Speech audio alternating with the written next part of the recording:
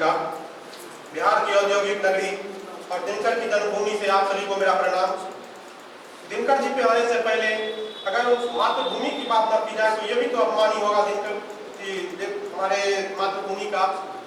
तो मैं बात करूं अगर बेगूसराय की, तो बेगूसराय जहाँ पे कहा जाता है कि यहाँ पे मुख में पान और चेहरे पे वीरता की शान लिए हुए यहाँ इंसान हर गर्व से कहता है कि जी हाँ, मैं हूँ राष्ट्रकवि दिनकर की धरती बेगूसराय से। तो क्योंकि अगर मातृभूमि की बात की जाए तो राजस्थान में एक कहावत बहुत फेमस है कि जननी और जन्मभूमि उस स्वर्ग से भी ऊंची है। इसके लिए इंसान पूरी जिंदगी मेहनत करता है, अच्छे कर्म करता है। तो दिनकर जी वीर रस के लेखक थे।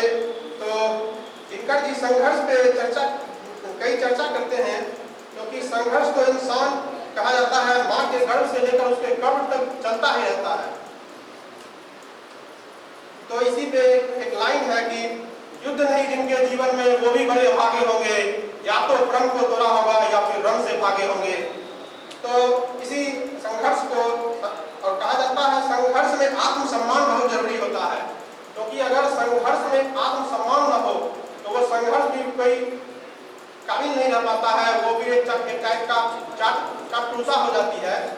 तो इसी पे दिनकर जी ने एक कहावत कहा है, छोड़ो मत अपनी आन चाहे शीश कट जाए, छोड़ो मत अपनी शान चाहे शीश कट जाए, मत झुको अनय पर भले व्योम फट जाए, क्योंकि दो बार नहीं यमराज कंठ धरता है, दो बार नहीं यमराज कंठ धरता है, मरता है जो एक ही बार मर जाता है।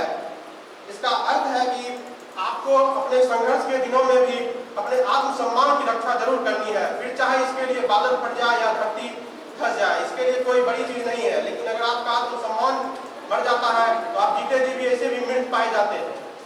तो इसी और हमारा सौभाग्य देखिए, आज के दिन ये माँ दुर्गा का समय चल रहा है। तो देखिए शक्ति, संहार और साहित्य एक साथ इसकी चर्चा हो रही है, ये भी बहुत हम लोग के लिए गौरवान्वित क्षण है। इसी के साथ मैं धन्यवाद करना चाहूँगा यहाँ प्रस्तुत सभी लोगों का।